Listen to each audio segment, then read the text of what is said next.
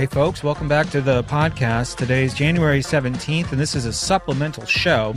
It's actually a portion of an interview that I recorded a couple weeks ago for a program called The Ed and Ethan Show, which you can find on the Liberty Radio Network, and I highly recommend it.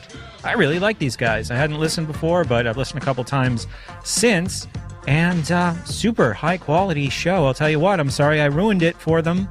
And here's what I mean, and I debated not posting this, but I thought it was such a cool conversation that I decided, you should have the option of hearing it if you want. How did you ruin it, Brett? Well, okay. Their show sounds great.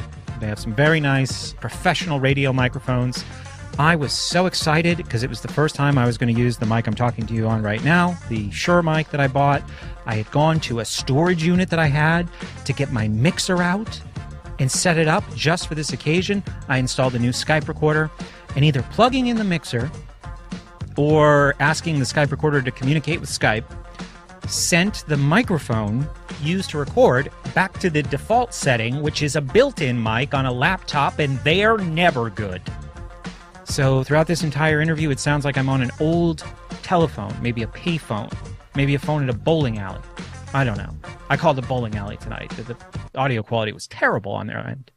So I'm working on this show on zero tolerance, and I'm finding it difficult because it's kind of a frustrating subject to strike a constructive tone. So if you just heard the series that we wrapped up with Daryl, getting great reviews, by the way, people really like it, and I'm so pleased to hear that. I thought this would be a nice review of some of the things we covered before we moved on to, like I said, a little bit more of a frustrating subject. So this is just a portion of my discussion with Ed and Ethan. We also did an after show because we ran out of time for their format. Also, you might hear me open with a statement similar to people should be able to understand the ideas of liberty if they're smart enough to make ice cubes and not fall in volcanoes. And you might be thinking, that's kind of a mean thing to say. Totally came out wrong. What I was trying to say is that the ideas that we're trying to project are so simple, they should be understandable to anybody who can, make the cubes, avoid the volcanoes.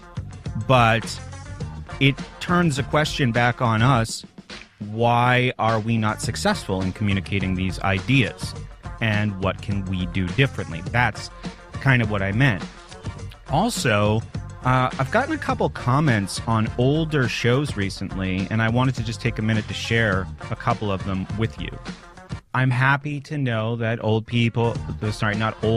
people are discovering the old shows, listening to the old shows, and they're finding them helpful.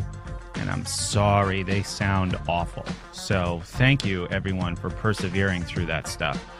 All right, so the first comment is on episode 74, which sounds fine. It was called Police State Pupils, Acquiescence, and Aggression.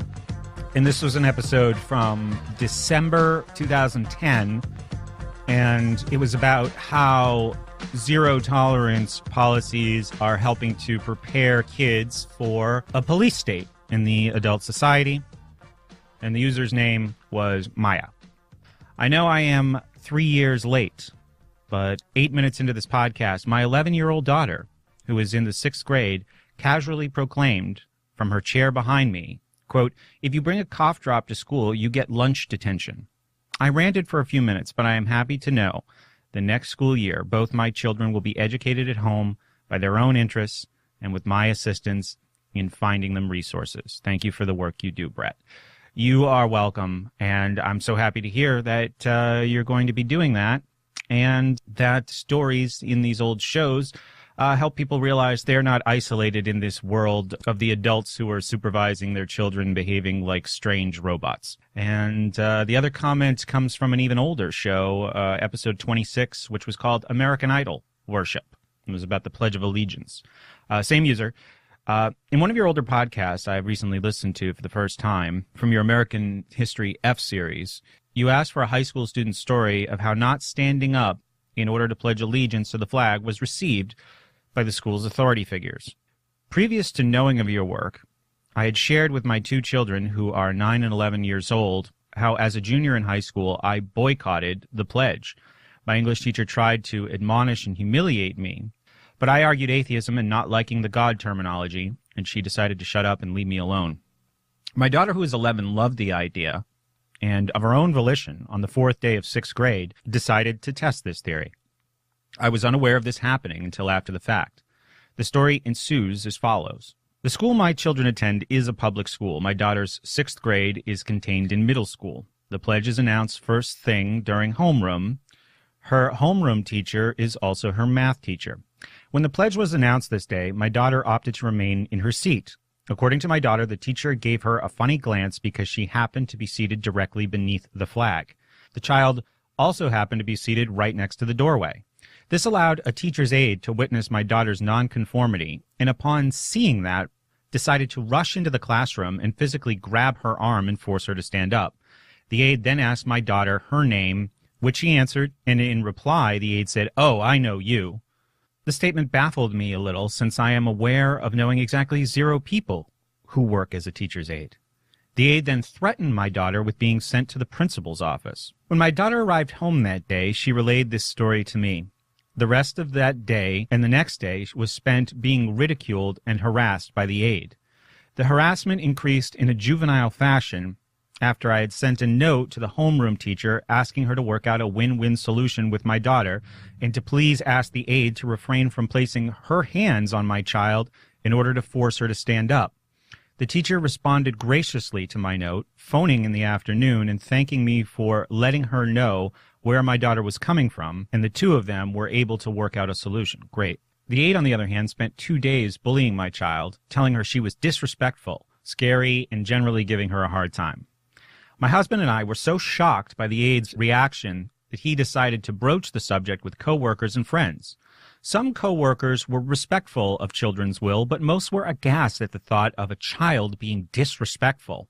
He also decided to ask a couple we have known for 2 decades their thoughts on a student not wanting to say the pledge. The wife is a high school physics teacher. They are both naturally loud people. The question somehow increased her volume, and she vehemently opposed any child being so disrespectful to not want to stand to say the pledge. She proudly exclaimed, "I will force them to stand." Her official reasoning for being so angry about such a lack of respect was this: "It's in the handbook." This conversation was very distressing to this woman, so much so that she visibly sat quietly and recomposed herself for a few minutes. I felt bad for her. However, my respect for this woman diminished greatly. Her husband also got angry and shouted at my husband and myself, "It's disrespectful, like wearing a hat at a funeral." The first statement was clearly a knee-jerk reaction, but the latter was just plain weird. Clearly this man has heard of fedoras and women who wear hats with veils on them to funerals, has he not? Also, while writing this letter to you, I've been playing online poker. During this time, I have posed the question to poker players at my tables who come from all over the world. How many Americans get angry when somebody does not stand up to say the Pledge of Allegiance? Not surprisingly, most Americans respond, "I do." But when I ask the question with a "why?", their immediate response is, "It's disrespectful, and if you don't like it, you can leave." This is my family story regarding the Pledge of Allegiance, and I'm very proud to know my 11-year-old daughter has better thought processes than most online poker players and teachers' aides. Those were written by Maya. Thank you so much. Those comments made my day. And obviously it's sad when things like this